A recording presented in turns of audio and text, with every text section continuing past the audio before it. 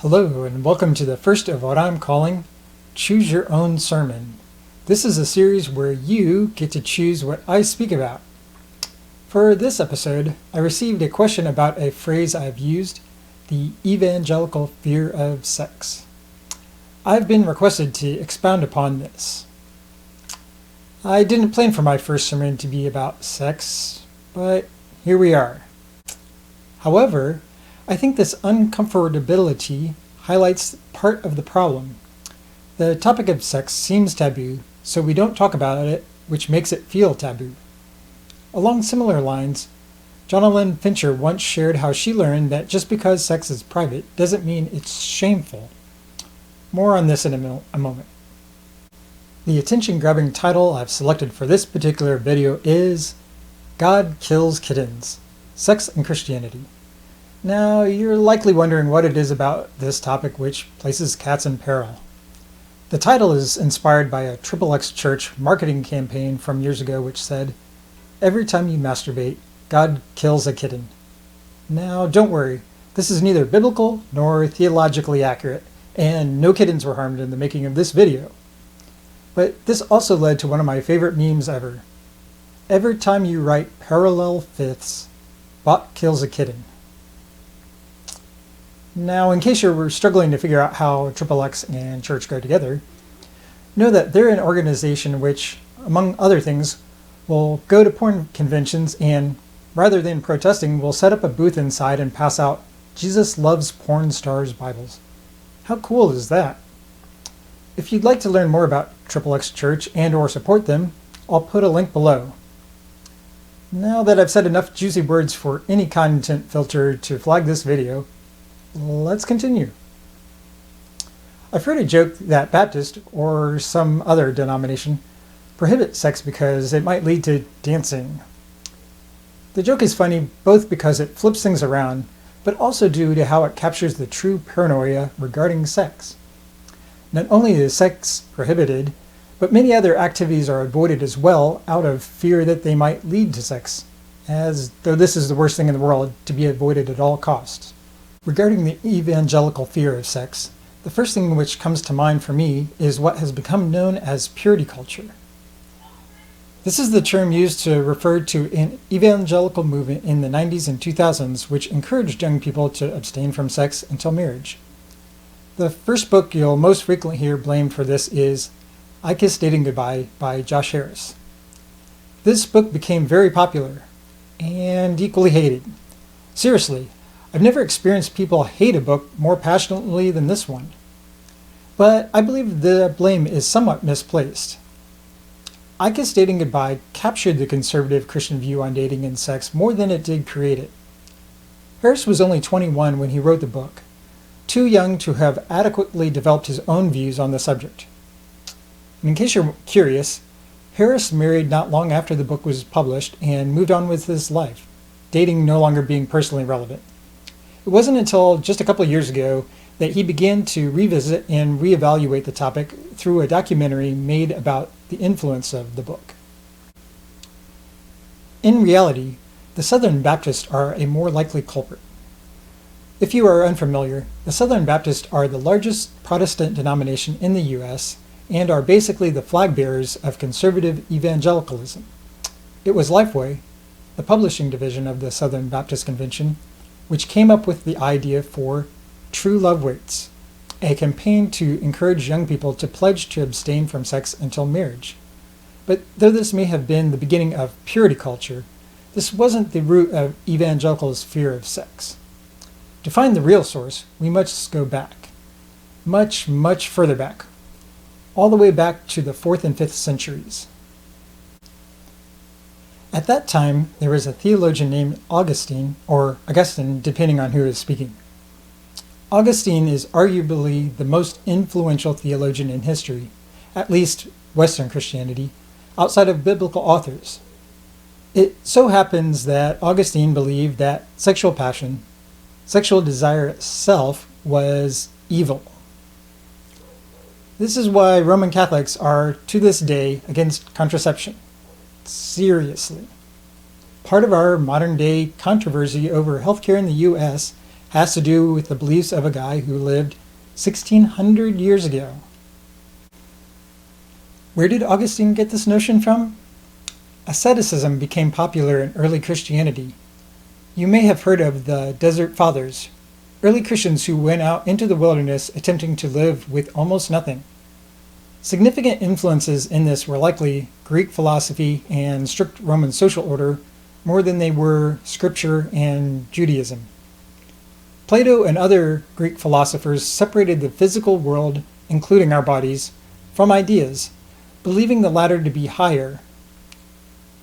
Gnostics ran with this, holding the belief that the spiritual realm is higher than the physical, and that the physical world would eventually cease, leaving only the spiritual. Prior to becoming the theologian we know, Augustine was influenced by Gnosticism and the Manichaeans, who believed that sexual desire was innately evil. Though Augustine left Manichaeanism, he obviously continued to share their views of sex. You see, if you separate the body and believe it to be lesser, then one's natural desires seem to get in the way of higher pursuit of God. Even now, pastors and other Christians will sometimes say things which sound highly spiritual, but which aren't necessarily correct. Okay, fast forward back to the future, or back to purity culture. Some Christian leaders were concerned that young people were becoming less moral. They were also concerned over statistics showing increases of teen pregnancy and STDs, etc. Furthermore, there was concern about how casual sex could lead to heartbreak and other consequences. Arguably, their intentions weren't bad. However, the methods used to encourage young people to pursue sexual abstinence were flawed to the point where they arguably did more harm than good. First of all, the primary emphasis of purity culture was simply, sex outside of marriage is bad, waiting until your marriage is good. While it may not have been intentional, what happened in reality is that this led, by extension, to also mean anyone who has had sex outside of marriage is bad, while those who haven't are good. You see, in my experience, conservative evangelical Christianity values morals and their beliefs more than they do people. There is paranoia that association with a sinner may lead oneself to likewise sin. Now, there is truth to the idea that you'll tend to behave similarly to those you are around. But this evangelical paranoia leads to people being judged to whether they are good or not. Good people are accepted and bad people are distanced. This is classic cultural shaming in an attempt to achieve conformity. In reality, this is very unhealthy because it leads people living in this culture to either put on a mask of conformity, hiding any part of themselves perceived to be unacceptable, or it places a high cloud of shame, condemnation, and rejection on those who can't or don't conform. Hypocrite was a term meaning actor, and is one of the things Jesus was most critical of. In purity culture, there was also little to no teaching about sex apart from don't do it until you're married. The topic of sex was largely taboo apart from this, which also led to a subconscious impression that sexuality is shameful. Again, the evangelical fear of sex meant a fear of talking about it, for fear that it might spark the idea in someone's mind, eventually leading to the act. The toxic shame has been one of the worst legacies of purity culture. Unfortunately, from what I've heard, there are many people who have had significant challenges with sex in their marriages because of the shame associated with it. This was another unintended consequence. It's true that purity culture said that sex within marriage is good. However, the subconscious part of the brain where shame lives is not aware of one's marital status. Sex was so closely linked with shame that some people struggle to shake this association even in marriage. Additionally, by focusing on it, purity culture overemphasized sex. In so doing, they ironically made the same mistake as the mainstream culture they were trying to distance themselves from. The mainstream culture often views sex as the ultimate experience. In trying to encourage young people to wait, purity culture hung out the incentive of a good marriage. In other words, the sex in good marriage would be worth the wait. One problem with this is that it made a happy marriage the reward for abstinence rather than integrity or character as the goal. A subsequent unintended consequence could be a sense of entitlement, feeling deserving of a fulfilling marriage if one did wait. Purity culture never expected nor provided guidance for dealing with extended singleness or challenges within marriage. Yet these things can be a part of real life. Life can be complicated and bad things happen at times regardless of merit. I think conservative religious people try to find a sense of control through morality. At the very least, in the case of purity culture, the message was, if you act right, things will go well. If you act wrong, things will go wrong for you. This also makes it easy to judge people. If things are going wrong for someone, it must be their fault, and therefore they deserve it. However, we know real life isn't this simple. The Bible certainly acknowledges that at times life goes well for those doing wrong, while it goes poorly for those who are doing right. Purity culture also reduced sexuality to just intercourse. From what I always hear, the first lesson about sexuality is that it's about more than just sex. It's about our desire to connect with others and the beauty in the world. Our sexuality is a fundamental part of who we are. So in some way, expressing our sexuality is a part of being a healthy, whole human being. Now, for those of you who are concerned, I'm not saying we have to go around having sexual intercourse. Exactly what does it mean to express healthy sexuality outside of intercourse? I'm still trying to understand this question myself. Healthy sexuality, and being a person of integrity in general, is more about practicing values such as love, peace, patience, etc., more so than following rules. In fact, people misunderstand Jesus' statement in the Sermon on the Mount when he says, "If you look at a woman lustfully, you commit adultery." Because of Christians' history with sex, we think lust is merely thinking about sex with a person. So we think Jesus is saying that even thinking about and/or desiring sex is a sin, defining a new rule for us to follow. This is an example of the problem of ignoring context. In reality, the point Jesus is making in this portion of the Sermon on the Mount is that a person doesn't make themselves righteous by merely holding to the letter of the law. It's the spirit of the law which counts. If you're still watching, you may be asking, so what are the rules regarding sex? What does the Bible say? Evangelicals have rightly been criticized for making huge deals about certain sins while ignoring others almost completely. At the same time, the Bible does say a lot about sex. In the New Testament, there are several example lists of sins. Items related to sex are mentioned more frequently than any other. So on one hand, it seems that Christians have some legitimate source for the emphasis on sex. In the Old Testament, there are quite a few rules regarding sex, many of which may seem odd to us today. However, understanding the New Testament reveals that we are to live by the Spirit, not by rules, new or old. One of the first Christian controversies was how Jewish, non-Jewish Christians needed to act in order to be Christian. Did all Christians need to follow the entirety of the rules in the Old Testament? The conclusion they came to, recorded in Acts 15, is no, they do not.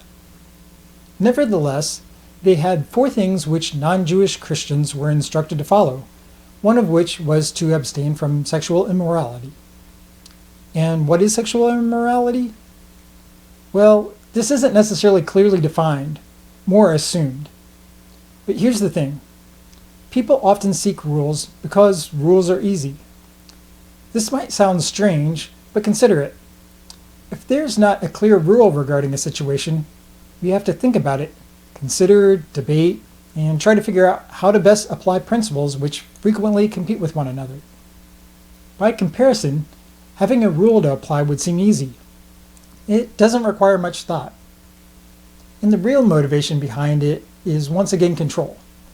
Christians can easily assume, even without realizing it, that things will go well if they hold to the rule and badly if they don't. Here's the thing. I think Christians can want everything to be, and or think that everything is black and white, as though there is a clear line running down the middle. However, in reality, I believe it's more like a playing field. There are boundaries marking areas which are clearly out of bounds, but there is also a lot of room to play.